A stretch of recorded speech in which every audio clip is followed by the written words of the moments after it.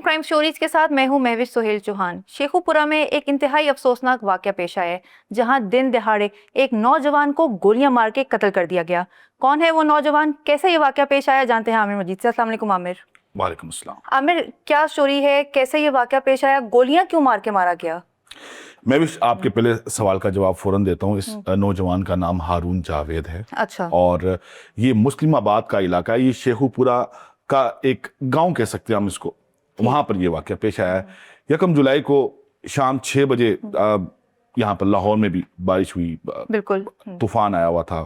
یہ ہارون جاوید اپنے گھر کی چوکھٹ کے باہر موجود تھا کہ اسی اسنا میں موٹر سائیکل پہ سوار 4 افراد آئے اور آ کر انہوں نے اس پر فائرنگ کر دی۔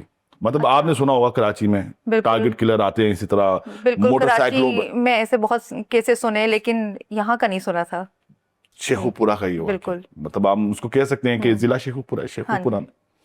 اور براڈ ڈے لائٹ، شام کو 6 بجے روشنی ہوتی ہے، بالکل بغیر نمبر پلیٹ موٹر سائیکلوں کے 4 ملزمان آتے ہیں موٹر سائیکلوں پر سوار ہو کر اور آ کر اندھا دھند فائرنگ کر دیتے ہیں ہارون جاوید کے اوپر۔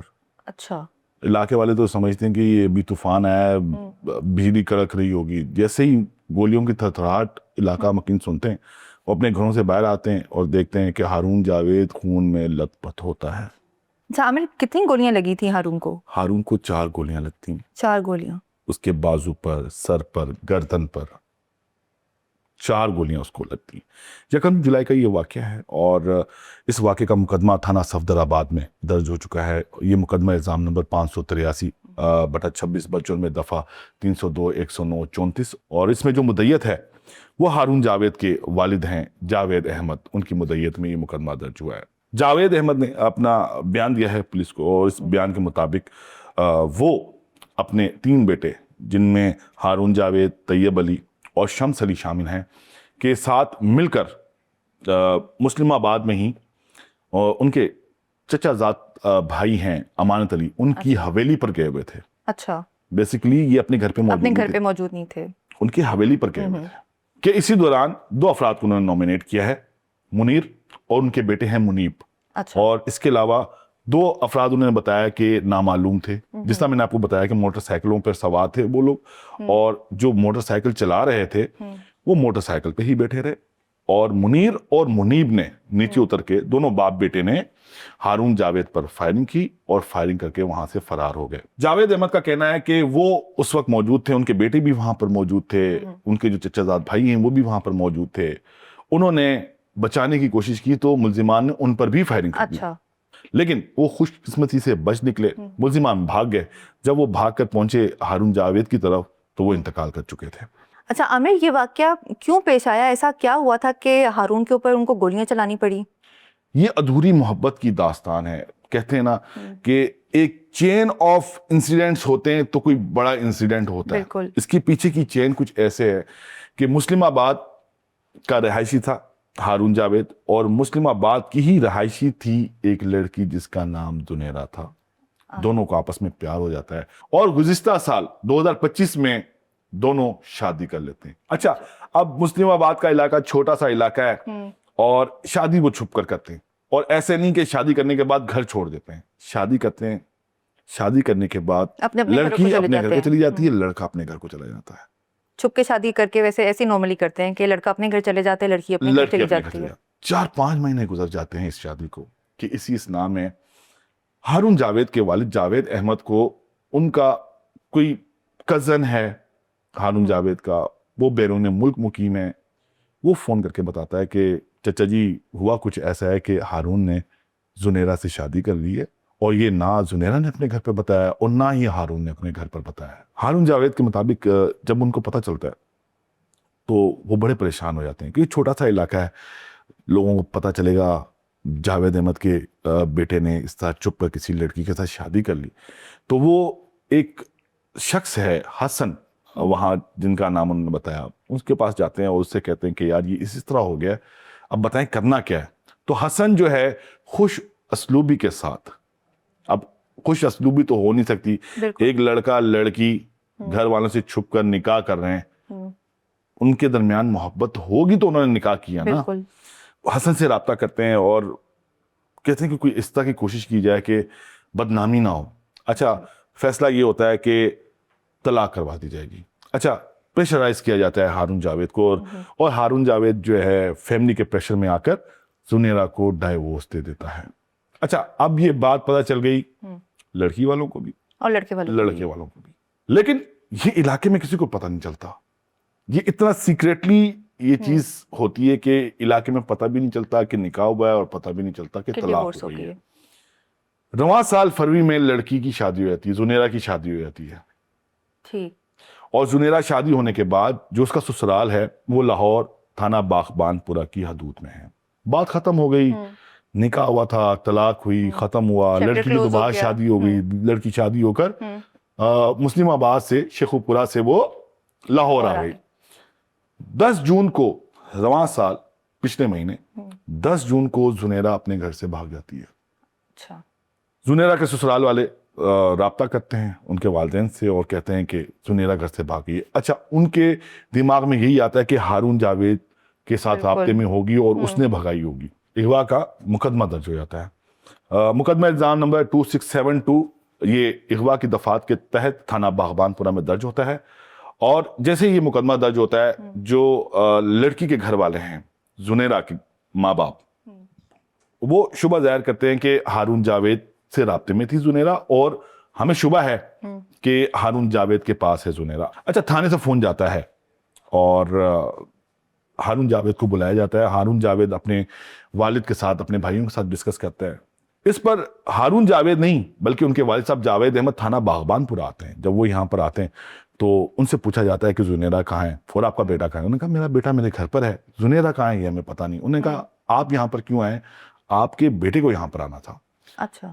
ہارون جاوید کو تھانہ باغبان پورہ بلایا جاتا ہے. ہارون جاوید سے پوچھ گچھ کی جاتی ہے. اس کے موبائل جب لیا جاتا ہے تو ہارون جاوید کی جب میسیجنگ چیک کرتے ہیں تو اس کے اندر زنیرہ کے 2 میسیجز ہوتے ہیں. پولیس پوچھتی ہے کہ یہ آپ کے پاس میسیجز کیا کر رہے ہیں, فروری میں اس کی شادی ہو گئی, یہ ریسنٹ میسیجز ہیں, آپ کے موبائل میں کیا کر رہے ہیں. انہوں نے بولا اس نے کیے ہیں میسیجز, لیکن دیکھیں میں نے کوئی جواب نہیں دیا. اچھا یہ بحث چلی ہی رہی ہوتی ہے کہ 10 منٹ کے اندر اندر زنیرہ تھانہ باغبان پورہ پہنچ جاتی ہے. اچھا. خود تھانہ باغبان پورہ پہنچ جاتی ہے اور وہاں پہنچ کر موقف اختیار کرتی ہے کہ میں اپنے سسرال کی جو زیادتیاں ہیں اس سے تنگ آ گئی تھی, مجھ پر تشدد کرتے تھے, میں بھاگ کر اپنی سہیلی کے گھر چلی گئی تھی, اور پھر مجھے پتا چلا ہے کہ میرے اغوا کا مقدمہ درج ہوا ہے تو میں یہاں پر آ گئی ہوں. اس پر لڑکی والے یہ موقف اختیار کرتے ہیں کہ نہیں, اس کا ابھی بھی ہارون جاوید سے رابطہ ہے. دیکھو وہ تھانے آیا تو 15-20 منٹ بعد یہ بھی تھانے میں آ گئی ہے. اچھا عامر, کیا یہ کوئنسیڈنس تھا کہ زنیرہ جو ہے وہ بھی فوراً ہی پہنچ گئی جیسے ہی ہارون وہاں پہ پہنچا؟ میں بھی یہی تو وجہ جھگڑا بنی. وہ تو ختم ہو گئی تھی, شادی ہوئی, نکاح چھپ کے کیا تھا, طلاق ہو گئی, بات ختم ہو گئی. کیونکہ 10 تاریخ کے بعد سے تو وہ لاپتہ تھی. بالکل. وہ بھی جھگڑے کی وجہ نہیں تھی. جھگڑے کی وجہ بنتی ہے اب جب زنیرہ تھانے پہنچ جاتی ہے, جبکہ ہارون بھی وہاں پہ موجود ہوتا ہے. ہارون بھی وہاں پر موجود ہوتا ہے. زنیرہ کے والدین کہتے ہیں دیکھیں ہم نے کہا تھا نا یہ ہارون سے رابطے میں, ہارون تھانے آیا اور دیکھیں 10 منٹ کے بعد یہ بھی یہاں پہنچ گئی ہے. دوسری طرف جو ہارون کے والد ہیں جاوید احمد, وہ یہ موقف اختیار کرتے ہیں کہ تمہاری بیٹی تمہارے اپنے کنٹرول میں نہیں ہے اور تم الزام لگاتے پھرتے ہو دوسرے لوگوں پر. یہاں سے جھگڑا سٹارٹ ہوتا ہے. تیسری طرف زنیرہ موقف اختیار کرتی ہے کہ میرے سسرال والے مجھے مارتے پیٹتے تھے, میرے ساتھ زیادتیاں کرتے تھے, میں ان سے تنگ آ کر اپنی سہیلی کے گھر چلی گئی تھی. اچھا. اب اغوا کا مقدمہ درج ہے. لڑکی والے کہتے ہیں کہ ہم زنیرہ کو اپنے ساتھ لے کر جائیں گے. پولیس کہتی ہے کہ ان کے اغوا کا مقدمہ درج ہے, ہم ان کو عدالت میں پیش کریں گے, ان کا بیان قلم بند کرائیں گے. کرمنل پروسیجر کوڈ کی دفعہ ہے 164, اس کے تحت عدالت کے سامنے جو بیان ہے وہ ریکارڈ کروایا جاتا ہے. اس کے بعد عدالت جو حکم دیتی ہے اس کے مطابق ہم عمل کریں گے. عدالت میں پیش کیا جاتا ہے زنیرہ کو. زنیرہ کہتی ہے نہ میں نے اپنے والدین کے گھر جانا ہے, نہ ہی میں نے سسرال جانا ہے, مجھے دارالامان جانا ہے. اچھا. عدالت اس پر فیصلہ صادر کرتی ہے کہ بچی چونکہ بالغ ہے, وہ نہ اپنے سسرال جانا چاہتی ہے, نہ وہ اپنے ماں باپ کے گھر جانا چاہتی ہے, یہ دارالامان جانا چاہتی ہے تو اس کو دارالامان بھیج دیا جائے. زنیرہ کو دارالامان بھیج دیا جاتا ہے. اچھا میں بھی جھگڑا جو پہلے ہوا شروع وہ ختم ہو گیا, پھر دوبارہ شروع ہوا اس کے اغوا کے بعد, پھر وہ تھانے پہنچ گئی, پھر ختم ہو گیا. پھر جو تیسرا جو جھگڑا سٹارٹ ہوا نا, ایک دوسرے کو تانے دینے کا, जो जावेद अहमद ने कहा कि यार अपनी बेटी को संभालो, दूसरी तरफ लड़की वालों ने कहा कि ये अभी भी हारून जावेद से राब्ते में है और इस सब के पीछे हारून जावेद है। अच्छा, मैं भी जो हमारी बात हुई जावेद अहमद से, उन्होंने बताया कि जब ये झगड़ा हो रहा था तो उस वक्त थाने में जुनेरा के वालिद मुनीर, उसका भाई मुनीब और इसके अलावा 2 और अफराद, इनमें से एक का नाम हसन और एक का नाम रिजवान, वो भी मौजूद थे। अच्छा। ये जब एक दूसरे को लान तान कर रहे थे तो इसी दौरान हसन ने और रिजवान ने हारून जावेद को संगीन नतायज की धमकियां दी थी। अच्छा, वहीं पे थ्रेट करना स्टार्ट कर वहीं दिया। पर थ्रेट करना स्टार्ट कर दिया। अब थाने में बैठे हुए हैं बिल्कुल। और थाने में बैठे बैठे एक दूसरे को जो है वो थ्रेट किया जा रहा है। बात होती है, खत्म हो जाती है। मैं आपको बता रहा हूँ 11 जून और आज जो है वो 4 जुलाई है। 1 जुलाई को मर्डर होता है, बात खत्म हो जाती है, सब अपने अपने घरों को चले जाते हैं। देने वाले तो दोनों पार्टियां मुस्लिम आबाद की होती हैं, वहां चले जाते हैं। लेकिन जावेद अहमद कहते हैं अपने बड़े बेटों से कि यार इसका तो थोड़ा सा ख्याल करना, इसको बाहर नहीं आने जाने देना, इससे मोबाइल ले लो, इससे बाइक ले लो। जो दूसरी पार्टी है कहीं फायदा ना उठा ले, और उनको इस बात का खदशा होता है कि वो कोई इंतकामी कार्रवाई करेंगे। और होता यही है कि 1 जुलाई को वो अमानत अली के जो हवेली है उसकी चौखट पर बैठा होता है कि इसी स्ना में मोटरसाइकिल पर सवार 4 अफराद आते हैं और उसको गोलियों से भून कर चले जाते हैं। अच्छा, आमिर मुझे ये बताइएगा कि वो 4 लोग जो आए थे, उनमें से वो चारों लोग या उनमें से कोई एक शख्स भी पकड़ा गया?